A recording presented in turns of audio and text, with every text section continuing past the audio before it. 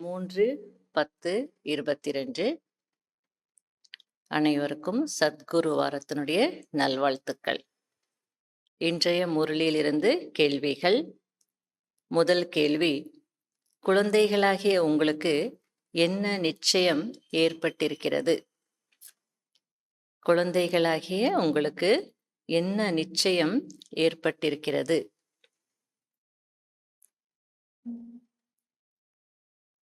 இரண்டாவது கேள்வி, உள்ளுக்குள் மங்கள வாத்தியம் இசைக்க வேண்டும் என்று பாபா ஏன் கூறுகிறார்? உள்ளுக்குள் மங்கள வாத்தியம் இசைக்க வேண்டும் என்று பாபா ஏன் கூறுகிறார்?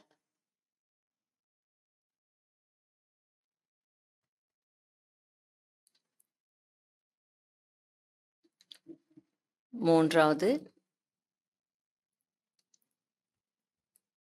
எந்த விஷயங்களை நினைவு செய்ய வேண்டும்?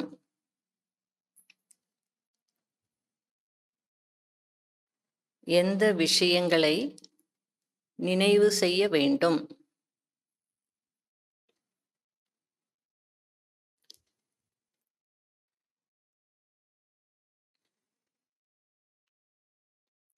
நான்காவது, விஷால புத்தியுடையவர்கள் மகாரதிகள் என்று யாருக்கு சொல்லப்படுகிறது?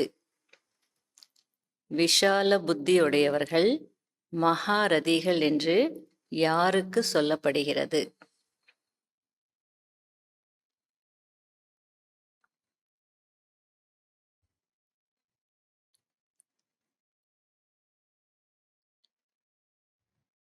அஞ்சாவது, குழந்தைகள் இப்போது எதை அறிந்திருக்கிறீர்கள்?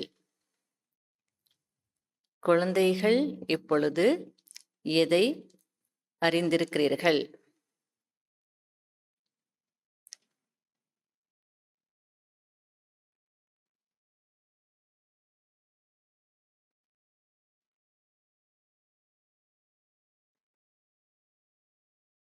ஆறாவது பாயிண்ட்,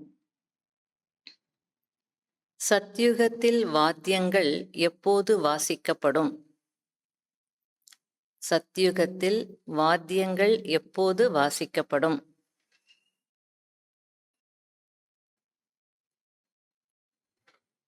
ஏழாவது, இயற்கை யாருக்கு சுகம் கொடுக்கக்கூடியதாகி விடுகிறது?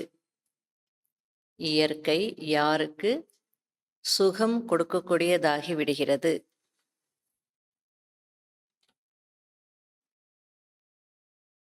எட்டாவது, ஒரு நொடியில் முற்றுப்புள்ளி யார் வைக்க முடியும்? ஒரு நொடியில் முற்றுப்புள்ளி யார் வைக்க முடியும்?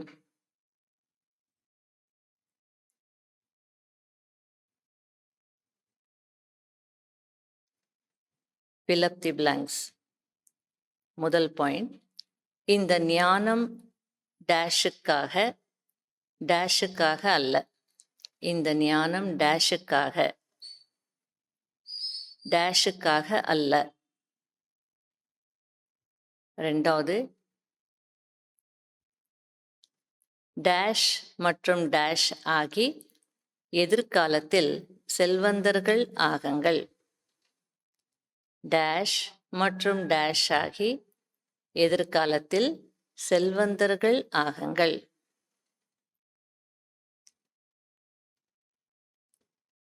மூன்றாவது, பரமாத்மாவை டேஷ் என்று சொல்லப்படுகிறது, டேஷ் என்று அல்ல. பரமாத்மாவை டேஷ் என்று சொல்லப்படுகிறது, டேஷ் என்று அல்ல.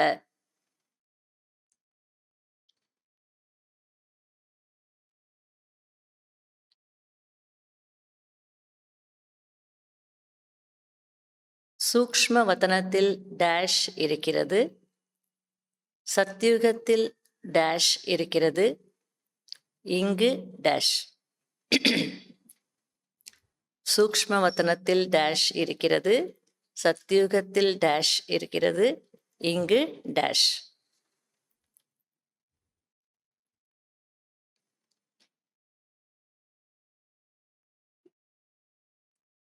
அஞ்சாவது, இந்த டேஷ் யுகத்தில் டேஷ் கூட கூடவே குழந்தைகளாகிய நீங்களும் டேஷ். இந்த டேஷ் யுகத்தில் டேஷ் கூட கூடவே குழந்தைகளாகிய நீங்களும் டேஷ்.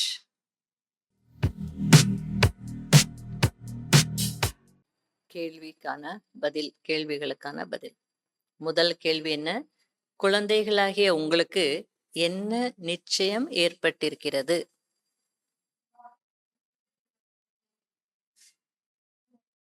தூய்மை. பாபா தந்தை புதிய உலகத்தை படைக்கிறார், பதித்தர்களை பாவனமாக்கிறார் என்பதில் நிச்சயம் ஏற்பட்டிருக்கிறது. இரண்டாவது, உள்ளுக்குள் மங்கள வாத்தியம் இசைக்க வேண்டும் என்று பாபா ஏன் கூறுகிறார்? ஏனென்றால் நம்முடைய சுகத்தின் நாட்கள் எதிரில் வந்து கொண்டிருக்கிறது. ஏன்னா பாபா நம்ம கையை பிடிச்சிட்டாருனால நமக்கு சுகம்தான் எதிர்காலத்துல. அதனால மங்கள வாத்தியம் இசைக்கணும். மூன்றாவது, எந்த விஷயங்களை நினைவு செய்ய வேண்டும்?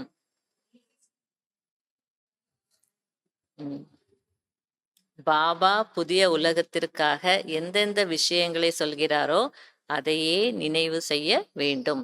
அப்ப இன்னைக்கு என்ன சொன்னார்? புதிய உலகத்திற்காக மங்களை.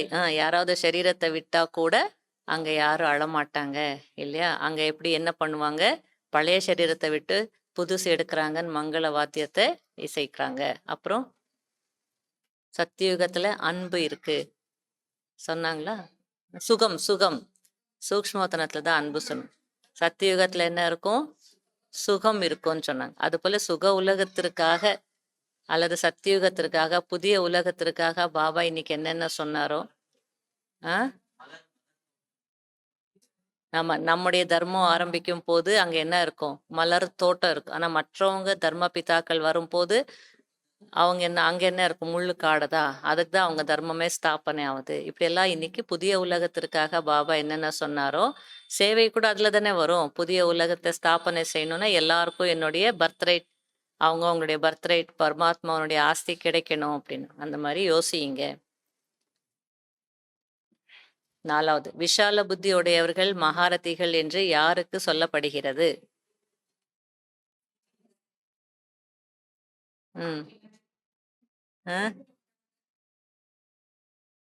ஆமா, யார் ஒன்றன் பின் ஒன்றாக சென்டர் திறந்து கொண்டே செல்கிறார்களோ அவர்கள்தான் விஷால புத்தியுடையவர்கள், மகாரதிகள். அஞ்சாவது, குழந்தைகள் இப்போது எதை அறிந்திருக்கிறீர்கள்? என்ன தெரியும்? நிறைய விஷயங்கள் இருக்கு. ஆனா இன்னைக்கு பாபா அந்த இது சொல்லியிருப்பார்.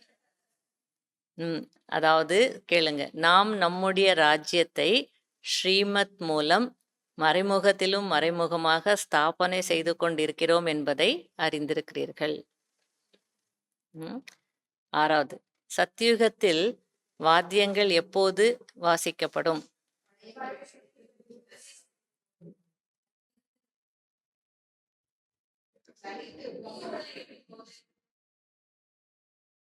எப்பொழுது பழைய ஆடையை விட்டுவிட்டு புதியதை எடுக்கிறார்களோ அப்போது வாத்தியங்கள் வாசிக்கப்படும்.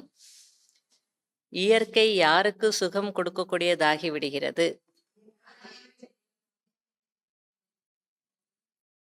மனித ஆத்மாக்கள் மற்றும் இயற்கைக்கு நன்மை செய்யக்கூடியவர்கள்தான். ஃபுல்லா சொல்லணும் இல்லையா?